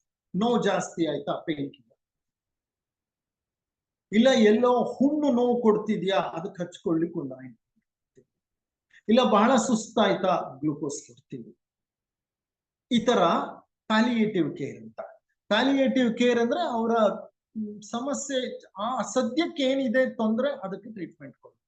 ಕ್ಯಾನ್ಸರ್ ರೋಗಕ್ಕೆ ಕೊಡೋದಿಲ್ಲ. ನಿನ್ಗೆ ಯಾವ್ದು ಬೇಕು ಅಂತ ತಕ್ಷಣ ಹೇಳ್ದ, ನನಗೆ ನಿಮ್ಮ ಆಂಟಿ ಕ್ಯಾನ್ಸರ್ ಟ್ರೀಟ್ಮೆಂಟ್ ಯಾವುದು ಬೇಡ, ಆದ್ರೆ ನಾನು ಮನೆಗೆ ಹೋಗಲ್ಲ, ಇನ್ನು ನಿಮ್ಮ ಆಸ್ಪತ್ರೆಯಲ್ಲೇ ಇರ್ತೀನಿ, ನನಗೇನು ಬೇರೆ ಟ್ರೀಟ್ಮೆಂಟ್ ಬೇಡ, ನನಗೇನು ಸಮಸ್ಯೆ ಬರುತ್ತೋ, ನೋವಾದ್ರೆ ಹೇಳ್ತೀನಿ ಪೇನ್ ಕಿಲ್ಲರ್ ಕೊಡಿ, ನನಗೆ ತಿನ್ಲಿಕ್ಕಾಗ್ಲಿಲ್ವಾ ಇಂಟ್ಯೂಬೇಷನ್ ಮಾಡ್ತೀರಾ, ಇಂಟ್ಯೂಬೇಷನ್ ಮಾಡಿ. ಸಲೈನ್ ಕೊಡ್ತೀರಾ, ಗ್ಲೂಕೋಸ್ ಕೊಡ್ತೀರಾ, ವಿಟಮಿನ್ಸ್ ಕೊಡ್ತೀರಾ, ಏನ್ ಕೊಡ್ತೀರಾ ಕೊಡಿ. ಪ್ಯಾಲಿಯೇಟಿವ್ ಕೇರ್ ನಾನು ಇಲ್ಲೇ ಇರ್ತೀನಿ. ಒಂದು ವಾರ ಆಯ್ತು. ಆಮೇಲೆ ಆತನಿಗೆ ಅನ್ನಿಸ್ತು ಈ ಟ್ರೀಟ್ಮೆಂಟು ಬೇಡ, ನನ್ಗೆ ಯಾವ ಟ್ರೀಟ್ಮೆಂಟು ಬೇಡ, ನಾನು ನಿಮ್ಮ ಆಸ್ಪತ್ರೆಯಲ್ಲಿ ಇರ್ತೀನಿ ಅಂತ ಹೇಳಿ. ಪ್ರತಿನಿತ್ಯ ಚರ್ಚ್ನಿಂದ ಒಂದು 5-6 ಜನ ಪಾದ್ರಿಗಳು ಬರ್ತಿದ್ರು. ಎಲ್ಲ ಕುಳಿತುಕೊಂಡು ಪ್ರಾರ್ಥನೆ ಮಾಡ್ತಿದ್ರು. ಆ ರೋಗಿಯ ಕೊಠಡಿಯಲ್ಲಿ ಎಲ್ಲ ಕುಳಿತುಕೊಂಡು ಪ್ರಾರ್ಥನೆ ಮಾಡ್ತಿದ್ರು. ಲ್ಯಾರಿ ಡೋಸಿ ಇವ್ರನ್ನೆಲ್ಲ ನೋಡಿ ಅನ್ಕೋತಾ ಇದ್ದ, ಹಾಡ್ಕೊಳ್ಳಿ, ಎಷ್ಟು ಪ್ರೇಯರ್ ಮಾಡ್ತಿರೋ ಮಾಡ್ಕೊಳ್ಳಿ, ಇನ್ನ ಆತ ಇರೋದೆಲ್ಲ ಬರೀ 1-2 ತಿಂಗಳು ಅಂತ ಅನ್ಕೊಳ್ತಿದ್ದ. ಅವ್ನು ನೋಡಿದಾಗೆಲ್ಲ ಹಾಗ ಅನ್ಕೊಳ್ತಿದ್ದ, ಏನೋ ಮಾಡ್ಕೊಳ್ಳಿ, ಇನ್ ಎಷ್ಟು ದಿವಸ ಮಾಡ್ಕೊತೀರಿ, ಆತ ಇರೋದೆಲ್ಲ 2 ತಿಂಗಳು. ಅಷ್ಟರಲ್ಲಿ ಲ್ಯಾರಿ ಡೋಸಿಗೆ ಒಂದು ಆರ್ಡರ್ ಬಂತು. ಅವನು ಆ ಆಸ್ಪತ್ರೆ ಬಿಟ್ಟು ದೂರದ ಇನ್ನೊಂದು ಆಸ್ಪತ್ರೆಗೆ ಹೋಗ್ಬೇಕಾಗಿ ಬಂತು. ಹೊಟ್ಟೋದ ಆತ. ಈ ವ್ಯಕ್ತಿಯ ಚಿಕಿತ್ಸೆ ಹಿಂಗೆ ನಡೀತಂತೆ ಮುಂದೆ. ಏನ್ ಚಿಕಿತ್ಸೆ? ಏನಿಲ್ಲ, ಆತ ಆಸ್ಪತ್ರೆಯಲ್ಲಿದ್ದಾನೆ. ಪ್ರತಿನಿತ್ಯ ಪಾದ್ರಿಗಳು ಬರ್ತಾರೆ, ಪ್ರೇಯರ್ ನಡೆಯುತ್ತೆ. ಹೆಚ್ಚು ಕಡಿಮೆ 1 ವರ್ಷ ಆಯ್ತು. 1 ವರ್ಷ ಆದ್ಮೇಲೆ ಈ ಲ್ಯಾರಿ ಡಾಸಿಯ ಫ್ರೆಂಡ್ ಒಬ್ಬ ಇದ್ದ, ಸಹೋದ್ಯೋಗಿ, ಕಲೀಗ್, ಅದೇ ಆಸ್ಪತ್ರೆಯಲ್ಲಿ ಕೆಲಸ ಮಾಡ್ತಿದ್ದ. ಆತ ಇವನಿಗೆ ಫೋನ್ ಮಾಡ್ದ, ಲ್ಯಾರಿ ಡಾಸಿ ಫೋನ್ ಮಾಡ್ಬಿಟ್ಟು ಹೇಳ್ದ, ಅಯ್ಯ, ನಿನ್ನ ಪಲ್ಮನರಿ ಕ್ಯಾನ್ಸರ್ ಪೇಷಂಟ್ ಇದ್ದಾನಲ್ಲ, ಆತನ ಹತ್ರ ಮಾತನಾಡ್ತೀಯ ನೀನೇನಾದ್ರು ಅಂತ ಅಂದ. ಆತ ಬದುಕಿದಾನೆ, ಮಾತನಾಡ್ತೀಯಾ ಅಂತ ಅಂದ. ಅವನಿಗೆ ಆಶ್ಚರ್ಯ ಆಯ್ತು. ಯಾರು ಹೇಳು ಅವನು ಇಂಥ ಪೇಷಂಟ್? ಹೌದು, ಅದೇ ಪೇಷಂಟ್ ನೀನ್ ನೋಡ್ತಿದ್ಯಲ್ಲ, 2 ತಿಂಗಳಿಗೆಲ್ಲ ತೀರೋಗ್ತಾನೆ ಅಂತ ಅಲ್ವಾ ನಾವೆಲ್ಲ ಅನ್ಕೊಂಡಿದ್ದು. ನೋಡು, ಮಾತಾಡ್ತಾನೆ, ಬೇಕಾದ್ರೆ ಬದುಕಿದಾನೆ ಆತ. ಈತನಿಗೆ ಬಹಳ ಆಶ್ಚರ್ಯ ಆಗೋಯ್ತು. ಇದೇನಿದು, 2 ತಿಂಗಳಿಗೆ ನಾನು ಡೆತ್ ಸೆಂಟೆನ್ಸ್ ಕೊಟ್ಬಿಟ್ಟಿದ್ವಿ. ದೇವ್ರು ಕೊಡೋದಲ್ಲ, ಡಾಕ್ಟರ್ ಕೊಟ್ಬಿಟ್ಟಿದ್ರು ಡೆತ್ ಸೆಂಟೆನ್ಸ್. ಇದು 1 ವರ್ಷ ಆದ್ಮೇಲೆ ಆರಾಮಾಗಿದ್ದಾನಲ್ಲ. ಇವನಿಗೆ ಆಶ್ಚರ್ಯ ಆಯ್ತು. ಸರಿ, ನಾನೇ ಬರ್ತೀನಿ, ಆತನನ್ನ ನೋಡ್ಬೇಕು ಅನ್ನಿಸ್ತಿದೆ ನನಗೆ ಅಂತ ತಕ್ಷಣ ಹೊರಟ ಅವನ ಆಸ್ಪತ್ರೆಯಿಂದ. ಅವತ್ತೇನೆ ದೂರದ ಪ್ರಯಾಣ ಮಾಡಿ ಬಂದ. ನೋಡ್ತಾನೆ, ಈ ವ್ಯಕ್ತಿ ಬಹಳ ಪ್ರಸನ್ನ ಚಿತ್ತನಾಗಿದ್ದಾನೆ, ಆರಾಮಾಗಿದ್ದಾನೆ. ಕೃಶವಾಗಿ ಹೋಗಿದ್ದ ಆಗ, ಈಗ ಚೆನ್ನಾಗಿ ಬಲ್ತಿದ್ದಾನೆ, ದಷ್ಟಪುಷ್ಟವಾಗಿದ್ದಾನೆ. ಎಲ್ಲರ ಜೊತೆ ಆರಾಮಾಗಿ ಮಾತನಾಡ್ಕೊಂಡು, ಆ ಆಸ್ಪತ್ರೆಯ ಪಕ್ಕದಲ್ಲಿ ಹಾಸ್ಪೈಸ್ ಅಂತ ಇರುತ್ತೆ. ಸುಮಾರು ಆಸ್ಪತ್ರೆಗಳಲ್ಲಿ ಹಾಸ್ಪೈಸ್ ಇರುತ್ತೆ. ಹಾಸ್ಪೈಸ್ ಅಂತಂದ್ರೆ ಅದು ಅಲ್ಲಿ ನೆಲೆಸ್ಬಿಡ್ಬೋದು, ಬೇಕಾದ್ರೆ ಅಲ್ಲೇ ಉಳ್ಕೊಂಡ್ಬಿಡ್ಬೋದು. ಅಲ್ಲಿ ನರ್ಸಿಂಗು ಸ್ಟಾಫು ಎಲ್ಲ ಇರ್ತಾರೆ, ಸುಮ್ಮನೆ ನೋಡ್ಕೊಳ್ತಾ ಇರ್ತಾರೆ, ಅವರ ಅವಶ್ಯಕತೆಗಳನ್ನ ಪೂರೈಸ್ತಾ ಇರ್ತಾರೆ. ನನಗೆ ಬಹಳ ಆಶ್ಚರ್ಯ ಆಯ್ತು. ಆತನ ಇನ್ವೆಸ್ಟಿಗೇಷನ್ ರಿಪೋರ್ಟ್ಸ್ ತಗೊಂಡ್ ಬಾ ಅಂತ ಹೇಳ್ದ. ಎಲ್ಲ ತಗೊಂಡು ಬಂದ್ರು. ಆತನ ಎಕ್ಸ್ರೇಗಳು, ಆತನ ಬ್ಲಡ್ ಇನ್ವೆಸ್ಟಿಗೇಷನ್ಸ್, ಟ್ಯೂಮರ್ ಮಾರ್ಕರ್ಸ್, ಇದನ್ನೆಲ್ಲ ತಗೊಂಡು ಬಂದ್ರು. ಎಲ್ಲಿ ನೋಡಿದ್ರು ಕ್ಯಾನ್ಸರ್ನ ಒಂದು ಚಿಹ್ನೆನೂ ಇಲ್ಲ, ಇದ್ದ ಯಾವ ಗಡ್ಡೆಗಳೂ ಇಲ್ಲ. ಸ್ಟೇಜ್ 4 ಅಲ್ಲಿ ಇದ್ದಂತ ಕ್ಯಾನ್ಸರ್ ಪರಿಪೂರ್ಣವಾಗಿ ಶರೀರವನ್ನ ಬಿಟ್ಟು ಹೊರಟೆ ಹೋಗಿದೆ. ಅದು ಪೂರ್ಣ ಉಪಶಮನವಾಗ್ಬಿಟ್ಟಿದೆ. ಆ ವ್ಯಕ್ತಿ ಬಹಳ ಚೆನ್ನಾಗಿ ಮಾತನಾಡ್ತಾ ಇದ್ದಾನೆ. ಆತನನ್ನ ಭೇಟಿ ಮಾಡಿ ಮಾತನಾಡಿ ಕೇಳಿದ, ನಾನು ಯಾವ ಚಿಕಿತ್ಸೆಯನ್ನು ತಗೊಂಡಿಲ್ಲ, ಆದ್ರೆ ಪ್ರಾರ್ಥನೆಯನ್ನ ನಾನು ಎಂದೂ ನಿಲ್ಲಿಸಿಲ್ಲ. ಇವತ್ತಿಗೂ ನಾನು ಪ್ರಾರ್ಥನೆ ಮಾಡ್ತಿದ್ದೇನೆ. ಪಾದ್ರಿಗಳು ಬರ್ತಾರೆ, ನಾನು ಚರ್ಚಿಗೆ ಹೋಗ್ತೀನಿ ಕೆಲವು ಸಲ. ನಾವು ಕುಳಿತು ಒಟ್ಟಾಗಿ ಸಾಮೂಹಿಕವಾಗಿ ಪ್ರಾರ್ಥನೆಯನ್ನ ಮಾಡ್ತೀವಿ ಅಂತ ಹೇಳಿದ. ಲ್ಯಾರಿಗೆ ಬಹಳ ಆಶ್ಚರ್ಯ ಆಗೋಯ್ತು. ಆತ ತನ್ನ 2 ಪ್ರೊಫೆಸರ್ಗಳ ಬಳಿ ಈ ವಿಷಯವನ್ನ ಮಾತನಾಡ್ದ. ಅವರು ಅವರಿಗೆ ಅಷ್ಟು ಇಂಟ್ರೆಸ್ಟಿಂಗ್ ಅನ್ನಿಸ್ಲಿಲ್ಲ. ಅವರದನ್ನ ನಂಬಲೂ ಇಲ್ಲ ಅಂತ ಹೇಳ್ತಾ ಇರೋದನ್ನ. ಕೊನೆಗೆ ಈತನಿಗೆ ಅನ್ನಿಸ್ತು, ಲ್ಯಾರಿಗೆ, ನಾನೇ ಯಾಕೊಂದು ಸಂಶೋಧನೆ ಮಾಡಬಾರ್ದು. What is a positive effect of prayer on N element like cancer? ಅದನ್ನ ಮಾಡಕ್ ಮೊದಲು, ಸಾಮಾನ್ಯವಾಗಿ ಸಂಶೋಧನೆಗಳನ್ನ ನಾವು ಮಾಡಕ್ ಮೊದಲು ಏನ್ ಮಾಡ್ತೀವಿ, ಲಿಟ್ರೇಚರ್ ತೆಗಿತೀವಿ. ಲಿಟ್ರೇಚರ್ ಅಂದ್ರೆ ಅದುವರೆಗೂ ಸಂಶೋಧನೆಗಳನ್ನ ಮಾಡಿ ಪ್ರಕಟಿಸಿರ್ತಾರಲ್ಲ ಆ ಜರ್ನಲ್ಗಳನ್ನ ತೆಗಿತೀವಿ. ಯಾರಾದ್ರೂ ಇಂತಹ ಸಂಶೋಧನೆಗಳನ್ನ ಈಗಾಗಲೇ ಮಾಡಿದಾರ, ಅವ್ರು ಹೇಗ್ ಮಾಡಿದ್ದಾರೆ, ಅವ್ರ ಅಭಿಪ್ರಾಯಗಳೇನು, ಅವ್ರು ಮಾಡಿರೋ ಸಂಶೋಧನೆಗಳಲ್ಲಿರುವಂತಹ ಕೆಲವು ಮಿಸ್ಟೇಕ್ಗಳೇನು, ಆ ಮಿಸ್ಟೇಕ್ಗಳಿದ್ರೆ ಈಗ ನಾನು ಆ ಮಿಸ್ಟೇಕ್ಗಳನ್ನ ಮಾಡಬಾರ್ದು, ನಾನು ಅದನ್ನ ಸರಿ ಮಾಡ್ಕೋಬೇಕು ನಾನು ಮಾಡುವಂತಹ ಪ್ರಯೋಗದಲ್ಲಿ. ಈ ರೀತಿ ಯೋಚನೆ ಮಾಡ್ತೇವೆ. ಸೊ ಹಾಗಾಗಿ ಆತ ಹಲವು ಜರ್ನಲ್ಗಳನ್ನ ತೆಗೆದ್ ನೋಡಿದ್ರೆ ಅದರಲ್ಲಿ ಸ್ಯಾನ್ ಫ್ರಾನ್ಸಿಸ್ಕೋ ಜನರಲ್ ಹಾಸ್ಪಿಟಲ್ ನಲ್ಲಿ ಒಬ್ಬ ವೈದ್ಯ, ಆತನ ಹೆಸರು ಡಾಕ್ಟರ್ ರ್ಯಾಂಡೋಲ್ಫ್ ಬಾಯ್ರ್ಡ್ ಅಂತ, ಆತ ಇಂಥ ಒಂದು ಉತ್ತಮವಾದ ಸಂಶೋಧನೆಯನ್ನ ಮಾಡಿದ್ದ. ಅವನೇನ್ ಮಾಡ್ದ, ಕ್ಯಾನ್ಸರ್ ರೋಗಿಗಳನ್ನ 2 ಭಾಗ ಮಾಡ್ದ. ಒಂದು ತಂಡದಲ್ಲಿರುವಂತಹ ರೋಗಿಗಳಿಗೆ ಪ್ರಾರ್ಥನೆ ಮಾಡುವಂತೆ ಹೇಳ್ದ, ಅಲ್ಲದೆ ಆ ರೋಗಿಗಳ ಹೆಸರುಗಳನ್ನ, ಅವರ ವಿಳಾಸವನ್ನ, ಅವರ ಸಮಸ್ಯೆಯನ್ನ ಒಂದು ಪ್ರಾರ್ಥನಾ ತಂಡಕ್ಕೆ ಕೊಟ್ಟ. ಅವ್ರೇನ್ ಮಾಡ್ತಿದ್ರು, ಪ್ರತಿ ದಿವಸ ರೋಗೋಪಶಮನ ಪ್ರಾರ್ಥನೆಯನ್ನ ಮಾಡ್ತಾ ಇದ್ರು. ನಮ್ಮಲ್ಲಿ ಮಾಡ್ತೀವಿ ನೋಡಿ ಸಿಟಿ ಲಾಡ್ಜ್ ನಲ್ಲಿ, ಆ ತರ ಮಾಡ್ತಿದ್ರು. ಅಲ್ಲದೆ ಆ ರೋಗಿಗಳಿಗೂ ಪ್ರಾರ್ಥನೆ ಮಾಡ್ಲಿಕ್ಕೆ ಸೂಚಿಸಿದ. ಇನ್ನೊಂದು ಗ್ರೂಪ್ ಇಟ್ಕೊಂಡ, ಆ ಗ್ರೂಪ್ ನಲ್ಲಿ ಪ್ರಾರ್ಥನೆ ಮಾಡುವ ಹಾಗೆ ಇರಲಿಲ್ಲ. ಸೊ ಈ 2 ಗ್ರೂಪ್ಗಳನ್ನ ಹಲವು ವರ್ಷಗಳ ಕಾಲ ಫಾಲೋ ಮಾಡ್ದ. ಹಲವು ವರ್ಷಗಳ ಕಾಲ ಫಾಲೋ ಮಾಡಿದ್ಮೇಲೆ ಆತನಿಗೆ ಗೊತ್ತಾದದ್ದೇನು ಅಂದ್ರೆ, ಪ್ರಾರ್ಥನೆಯ ಗ್ರೂಪ್ ಅಲ್ಲಿ ಇದ್ರಲ್ಲ ರೋಗಿಗಳು, ಅವರಿಗೆ ಆಂಟಿಬಯೋಟಿಕ್ಗಳ ಅವಶ್ಯಕತೆ ಬಹಳ ಕಡಿಮೆ ಇತ್ತು. ಎಷ್ಟು ಕಡಿಮೆ ಅಂದ್ರೆ 5 ಪಟ್ಟು ಕಡಿಮೆ ಇತ್ತು. ಪ್ರಾರ್ಥನೆ ಮಾಡದೆ ಇರೋರು 10 ಬಾರಿ ಆಂಟಿಬಯೋಟಿಕ್ ತಕೊಂಡ್ರೆ ಇವರು ಬರೀ 2 ಬಾರಿ ಆಂಟಿಬಯೋಟಿಕ್ ತಕೊಂಡಿದ್ರು. ಜೊತೆಗೆ ಪ್ರಾರ್ಥನೆ ಗುಂಪಿನಲ್ಲಿದ್ದಂತ ರೋಗಿಗಳಲ್ಲಿ ಹಾರ್ಟ್ ಫೇಲ್ಯೂರ್ ರಿಸ್ಕ್ 2.5 ಪಟ್ಟು ಕಡಿಮೆ ಇತ್ತು. 2.5 ಪಟ್ಟು ಕಡಿಮೆ ಇತ್ತು ಅಂತಂದ್ರೆ ಅರ್ಥ, ಅಲ್ಲಿ 5 ಜನ 2.5 ಟನ್ 250% ಅಂತ ಹೇಳ್ಬೋದು. 250% ರಿಡಕ್ಷನ್ ಪರ್ಸೆಂಟೇಜ್ ನಲ್ಲಿ ನಾವು ಮಾತಾಡೋದಿದ್ರೆ, ಇದು ಪ್ರಾರ್ಥನೆ ಗುಂಪಿನಲ್ಲಿದ್ದಂತಹ ರೋಗಿಗಳಿಗೆ ಹಾರ್ಟ್ ಫೇಲ್ಯೂರ್ ಅಲ್ಲ, ಹಾರ್ಟ್ ಅಟ್ಯಾಕ್ ಚಾನ್ಸು ಗಣನೀಯವಾಗಿ ಕಡಿಮೆ ಆಗುತ್ತೆ. ಇದೆಲ್ಲ ವೈಜ್ಞಾನಿಕವಾಗಿ ಸಂಶೋಧನೆ ಮಾಡಿ ಕಂಡುಕೊಂಡಂತ ಸತ್ಯಗಳು. ಇದನ್ನ ಆತ ಪ್ರಕಟಿಸಿದ್ದ. ನೋಡಿ, ಏನಾಗುತ್ತೆ ಅಂದ್ರೆ, ಪ್ರಾರ್ಥನೆ ಮಾಡುವಾಗ ಮನಸ್ಸು ಮೌನವಾದಾಗ ಶರೀರ ಪೂರ್ತಿ ಸಡಿಲವಾಗುತ್ತೆ. ಆಳ ಧ್ಯಾನ, ಪ್ರಾರ್ಥನೆ, ಆಳ ಜಪ ತಪ ಮಾಡುವಾಗ ಶರೀರ ರಿಲ್ಯಾಕ್ಸ್. ಯಾವಾಗ ಶರೀರ ರಿಲ್ಯಾಕ್ಸ್ ಆಗತ್ತೋ ಆಗ ಶರೀರದಲ್ಲಿ ಆರೋಗ್ಯಕ್ಕೆ ಸಂಬಂಧಪಟ್ಟ ಹಾರ್ಮೋನ್ಗಳು ಉತ್ಪತ್ತಿಯಾಗುತ್ತೆ.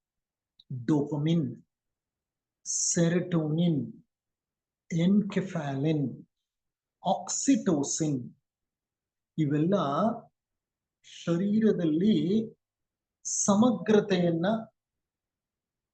ಆರೋಗ್ಯವನ್ನ ಉತ್ಪತ್ತಿ ಮಾಡುವಂತಹ ಸ್ನೇಹವರ್ಧಕ ಹಾರ್ಮೋನ್ಗಳು, ನಮಗೆ ಆರೋಗ್ಯವರ್ಧಕ ಹಾರ್ಮೋನ್, ಶರೀರಕ್ಕೆ ಬಹಳ ಬೇಕಾಗಿರುವಂಥದ್ದು ಹೆಲ್ಪ್ಫುಲ್ ಹಾರ್ಮೋನ್ಗಳು.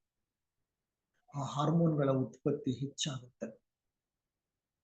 ಅದಕ್ಕೆ ಸಂಬಂಧಪಟ್ಟ ಹಾಗೆ ಡಾಕ್ಟರ್ ಬೆನ್ಸನ್, ಹರ್ಬರ್ಟ್ ಬೆನ್ಸನ್ ಅಂತ ಕಾರ್ಡಿಯಾಲಜಿಸ್ಟ್, ಹಾರ್ಟ್ ಸ್ಪೆಷಲಿಸ್ಟ್ ಸಂಶೋಧನೆ ಮಾಡಿದ್ರು. ಧ್ಯಾನ ಮಾಡಿದಾಗ ಶರೀರದಲ್ಲಿ ಏನೇನು ಬದಲಾವಣೆಗಳಾಗುತ್ತೆ. ರಕ್ತದ ಒತ್ತಡ ಕಡಿಮೆ ಆಗುತ್ತೆ, ಹೃದಯದ ಬಡಿತ ಕಡಿಮೆ ಆಗುತ್ತೆ, ನಾಡಿ ಬಡಿತ ಕಡಿಮೆ ಆಗುತ್ತೆ, ಉಸಿರಾಟದ ಆವೇಗ ಕಡಿಮೆ ಆಗುತ್ತೆ, ರಕ್ತ ಪರಿಚಲನೆ ಸರಾಗವಾಗುತ್ತೆ, ಒತ್ತಡ ಕಡಿಮೆ ಆಗುತ್ತೆ, ಸ್ಟ್ರೆಸ್ ಹಾರ್ಮೋನ್ ಅಂತೀವಿ ಕಾರ್ಟಿಸಾಲ್, ಕಾರ್ಟಿಕೋಸ್ಟಿರಾಯ್ಡ್ಸ್, ಆ ಕಾರ್ಟಿಸಾಲ್ ಒತ್ತಡದ ಹಾರ್ಮೋನ್ ಕಡಿಮೆ ಆಗುತ್ತೆ. ಶರೀರದಲ್ಲಿ ಉತ್ಪತ್ತಿಯಾಗುವಂತಹ ಕೆಲವು ರಾಡಿಕಲ್ಸ್, ಫ್ರೀ ರಾಡಿಕಲ್ಸ್ ಅಂತೀವಿ ನಾವು. ಫ್ರೀ ರಾಡಿಕಲ್ ಶರೀರದಲ್ಲಿ ಚಯಾಪಚಯ ಕ್ರಿಯೆಯಿಂದ ಉತ್ಪತ್ತಿ ಆಗುತ್ತೆ. ಅದೇನ್ ಮಾಡುತ್ತೆ? ಶರೀರವನ್ನೇ ಅಟ್ಯಾಕ್ ಮಾಡುತ್ತೆ. ಶರೀರದಲ್ಲಿ ಉತ್ಪತ್ತಿಯಾಗಿ ಶರೀರವನ್ನೇ ಅಟ್ಯಾಕ್ ಮಾಡುತ್ತೆ. ಅಂತ ಫ್ರೀ ರಾಡಿಕಲ್ಸ್ ಕಡಿಮೆ ಆಗುತ್ತೆ. ಆವಾಗ ಶರೀರದ ಮೇಲೆ ದಾಳಿ ಮಾಡುತ್ತಲ್ಲ, ಅದು ನಿಂತೋಗುತ್ತೆ. ಅಂದ್ರೆ this is called as relaxation response, RR ಅಂತ ಹೇಳ್ತಾರೆ. RR ಅಂದ್ರೆ ರಿಲ್ಯಾಕ್ಸೇಷನ್ ರೆಸ್ಪಾನ್ಸ್. ರಿಲ್ಯಾಕ್ಸೇಷನ್ ಯಾವುದರಿಂದ ಬೇಕಾದ್ರೂ ಆಗ್ಬೋದು. ಪ್ರಾರ್ಥನೆ, ಜಪ, ತಪ, ನಾಮಸ್ಮರಣೆ, ಭಜನೆ, ಧಾರಣ, ಧ್ಯಾನ ಇವೆಲ್ಲ ಮನಸ್ಸನ್ನ ಹಗುರಗೊಳಿಸುತ್ತೆ, ಶರೀರವನ್ನ ಸಡಿಲಗೊಳಿಸುತ್ತೆ, ಶರೀರದ ಆರೋಗ್ಯಕ್ಕೆ ಬೇಕಾದಂತಹ ಹಾರ್ಮೋನ್ಗಳ ಉತ್ಪತ್ತಿಗೆ ಕಾರಣವಾಗುತ್ತೆ ಅನ್ನೋದನ್ನ ಆಧುನಿಕ ವಿಜ್ಞಾನ ಸಾಬೀತು ಮಾಡಿ ತೋರಿಸಿದೆ. ಹರ್ಬರ್ಟ್ ಬೆನ್ಸನ್ ಮಾಡಿದಂತ ಪ್ರಯೋಗಗಳು ಇಂದಿಗೂ ಬಹಳ ಪ್ರಸಿದ್ಧವಾದಂತ ಪ್ರಯೋಗ. ಆತನೇ ಮೆಡಿಟೇಷನ್ ಅನ್ನೋದನ್ನ ಅತಿ ಮುಖ್ಯವಾದ ಒಂದು ಕೆಲಸ, ಸ್ಟಾರ್ಟ್ ಮೆಡಿಟೇಷನ್, ಸ್ಟಾಪ್ ಮೆಡಿಕೇಶನ್ ಅನ್ನೋ ಕರೆಯನ್ನ ಕೊಟ್ಟ ಆತ. Start meditation, stop medication. Meditation is the best medication. ಅದಕ್ಕಿಂತ ದೊಡ್ಡ ಮೆಡಿಕೇಶನ್ ಯಾವುದೂ ಇಲ್ಲ ಅಂತ. ಈ ಪ್ರಾರ್ಥನೆ ಸಹ ಅಂತ ಒಂದು ಶರೀರವನ್ನ ಪರಿಪೂರ್ಣವಾಗಿ ವಿರಮಿಸುವಂತಹ ಒಂದು ಕ್ರಿಯೆ. ಅಂತ ಸಂದರ್ಭದಲ್ಲೇ ಆತ್ಮ ಪರಮಾತ್ಮರ ನಿಕಟ ಸಂಪರ್ಕವೇರ್ಪಡುವುದು. ಹಾಗಾಗಿ ಪ್ರಾರ್ಥನೆಯನ್ನ ನಮ್ಮ ಜೀವನದಲ್ಲಿ ಪ್ರತಿನಿತ್ಯ ಅಳವಡಿಸಿಕೊಳ್ಳಿ. ಕ್ರೈಸ್ತರು, ನಾನು ಹೀಗೆ ಹೇಳಿದೆ ಅಂತ ತಪ್ಪು ತಿಳ್ಕೋಬೇಡಿ, ಕೆಲವು ಒಳ್ಳೆ ಅಂಶಗಳನ್ನ ನಾವು ಏನ್ ಮಾಡ್ಬೇಕು, ಅಳವಡಿಸ್ಬೇಕು. ಅವ್ರು ಯಾರೇ ಆಗಲಿ. ಕ್ರೈಸ್ತರ ಮನೆಗಳಲ್ಲಿ ಮೊದಲೆಲ್ಲ ಇತ್ತು, ಈಗಲೂ ಇರ್ಬೋದು, ನನಗೆ ಗೊತ್ತಿಲ್ಲ ಬಹಳ ಮಟ್ಟಿಗೆ. ರಾತ್ರಿ ಮಲಗುವಾಗ ಮಕ್ಕಳಿಗೆ ಒಂದು ಪ್ರೇಯರ್ ಹೇಳ್ಕೊಡ್ತಾರೆ. ಆ ಪ್ರೇಯರ್ ಹೇಳ್ಬಿಟ್ಟು, ನಮ್ಮಲ್ಲೂ ಇತ್ತು, ಈಗಲೂ ಇದೆ, ಆದ್ರೆ ಮಧ್ಯದಲ್ಲಿ ಯಾಕೋ ಗೊತ್ತಿಲ್ಲ, ಒಂದೆರಡು ಸಂತತಿಗಳು, ಒಂದು 2 generations ವಿ ಆರ್ ರೆಸ್ಪಾನ್ಸಿಬಲ್ ಅನ್ಸುತ್ತೆ. ಅಂತಹ ಒಳ್ಳೆಯ ಗುಣಗಳನ್ನ, ಒಳ್ಳೆಯ ಆಚರಣೆಗಳನ್ನ ಮಕ್ಕಳಿಗೆ ಪರಿಚಯ ಮಾಡಿಕೊಡ್ಲಿಲ್ಲ. ರಾತ್ರಿ ಮಲಗಕ್ ಮೊದಲು ಪ್ರೇಯರ್ ಅಂತೂ ವೆರಿ ಇಂಪಾರ್ಟೆಂಟ್. ಅವರಿಗೆ ಪುಟ್ಟ ಮಕ್ಕಳಿಗೆ ಹೇಳ್ಕೊಡ್ತಾರೆ. ಸ್ವಾತಂತ್ರ್ಯ ಬಂದ್ಮೇಲೆ ನಮ್ಮ ಸಾಮಾನ್ಯ ಜನರು ಜೀವನ ಪರಿಸ್ಥಿತಿ ಬಹಳ ಕಷ್ಟ ಇರಬಹುದು.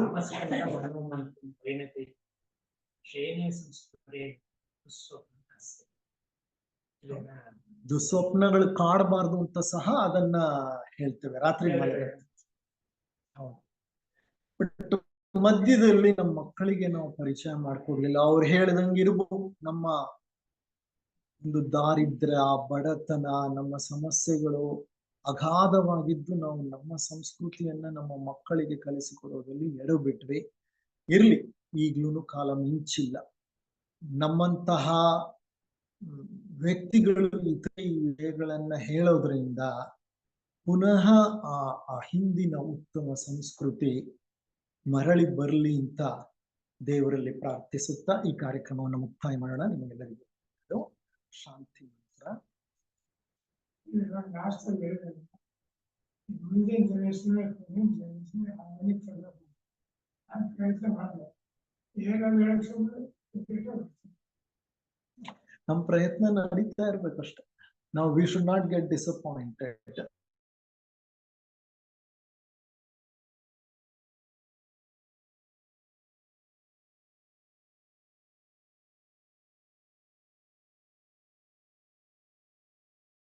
ಡಿಸಪಾಯಿಂಟ್. ಏನು ಹೋಗಿ ಒಂದೇ ಖುಷಿ ದರ್ಶನ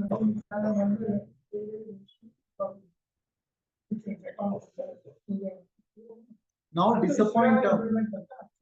ಡಿಸಪಾಯಿಂಟ್ ಆಗ್ಬಾರ್ದು, ನಿರಾಶೆ ನಮ್ಗೆ ಬರಬಾರದು. ಮಾಡ್ತಾ ಇರ್ಬೇಕು. ನಮ್ಮ ಮಾವನವ್ರು ಇದ್ರಲ್ಲ ನಂಜುಂಡ ಶೆಟ್ಟರು, ಅವರಲ್ಲಿ ಕಂಡು ಒಂದು ಗುಣ ಏನಂದ್ರೆ, ನಾವು ಮನೆಯಲ್ಲಿ ಯಾವ್ದಾದ್ರು ಕಾರ್ಯಕ್ರಮ 16 ಜನ ಒಟ್ಟಿಗೆ ಸೇರಿದ್ದಾರೆ ಅಂತಂದ್ರೆ ಅವರು ಗಲಾಟೆ ಗದ್ದಲದಿಂದ ದೂರ ಇರ್ತಿದ್ರು. ಎಲ್ಲೋ ಅವ್ರು ಮಾಡಿದವ್ರಿಗೆ ಅವ್ರು ಎಲ್ಲಿದ್ದಾರೆ ಅನ್ನೋದು ಗೊತ್ತಾಗ್ತಿರ್ಲಿಲ್ಲ. ಆಮೇಲೆ ಒಂದ್ ಹೊತ್ತಿಗೆ ಇಳಿದು ಬಂದಿರ್ತಿದ್ರು, ಎಲ್ಲಿಂದ ಎಲ್ಲಿರ್ತಾರೋ ಬರ್ತಾರೆ, ಬಂದು ಒಂದು ಉಪನ್ಯಾಸ ಮಾಡ್ತಾರೆ. ಒಂದು 10 ನಿಮಿಷ, 15 ನಿಮಿಷ, 20 ನಿಮಿಷ. ಎಷ್ಟೋ ಜನ ಚಿಕ್ಕವರು ಇದೇನಿದು, ಏನೋ ನಾವು ಸುಖ ಸಂತೋಷದಿಂದ ಹರಟೆ ಹೊಡಿತಾ ಮಾತನಾಡ್ತಾ ಮಜವಾಗಿರುವಾಗ ಇವ್ರು ನೋಡಿದ್ರೆ ಏನೋ ಮಾಡ್ತಾರೆ. ಅವ್ರು ಏನಂದ್ರು ಅನ್ಕೊಳ್ಳಿ, ಇವ್ರು ಮಾಡೋದನ್ನ ಮಾತ್ರ ಬಿಡ್ತಾ ಇರ್ಲಿ. ಎಷ್ಟು ಜನ ಕೂತ್ಕೊಂಡ್ರು ಅಷ್ಟು ಜನ ಕೂತ್ಕೊಳ್ಳಿ. ಅವ್ರು ಬಂದ್ರು, ಇವ್ರು ಬರ್ಲಿಲ್ಲ, ಏನಿಲ್ಲ, ಅವ್ರಿಗೆ ಏನಾದ್ರು ಅನ್ಕೊಳ್ಳಿ, ಯಾರು ಏನಾದ್ರು ಮಾಡಿ. ಈಗ ತಿಥಿಗೆ ಹೋಗಿದ್ದೀವಿ, ಆ ತಿಥಿಯ ಪ್ರಾಮುಖ್ಯತೆ ಯಾಕೆ ಮಾಡ್ತೀವಿ ನಾವು ತಿಥಿ? ನಾಮಕರಣ ಅದ್ ಯಾಕೆ ಮಾಡ್ತೀವಿ? ನಾಮಕರಣ ಚೌಲ ಯಾಕೆ ಮಾಡ್ತೀವಿ? ಅದನ್ನ ಯಾವುದೇ ಒಂದು ಒಳ್ಳೆ ಕಾರ್ಯ, ಮಂಗಳ ಅಮಂಗಳ ಕಾರ್ಯ, ಅದರ ಅತಿ ಮುಖ್ಯವಾದ ಮಹತ್ವ ಏನು ಅನ್ನೋದನ್ನ ಒಂದು 10 ನಿಮಿಷ 15 ನಿಮಿಷ ಕುಳಿತುಕೊಂಡು ಮಾತನಾಡ್ತಿದ್ರು. ಯಾರೇನಾದ್ರೂ ಅನ್ಕೊಳ್ಳಿ, ಅಂದ್ರೆ ನಮ್ಮಲ್ಲಿ ನಿರಾಶೆ ಬರಬಾರ್ದು. ಇದು ಈಗಿನ ಮಕ್ಕಳು ಇರೋದು ಹಾಗೆ, ಅವರು ಆ ಮಾರ್ಗದಿಂದ ದೂರ ಇದ್ದಾರೆ. ಅವ್ರನ್ನ ಮತ್ತೆ ಆ ಮಾರ್ಗಕ್ಕೆ ಕರ್ಕೊಂಡು ಬರೋದು ಅಷ್ಟು ಸುಲಭ ಅಲ್ಲ. ನಮ್ಮ ಪ್ರಯತ್ನ ನಡೀಬೇಕು. ಸರ್ವೇ ಸಂತು ಸುಖಿನಃ ಅಲ್ವಾ?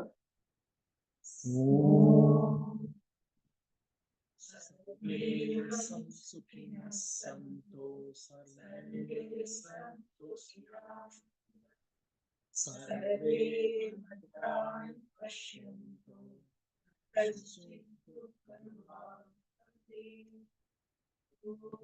ಶಾಂತಿ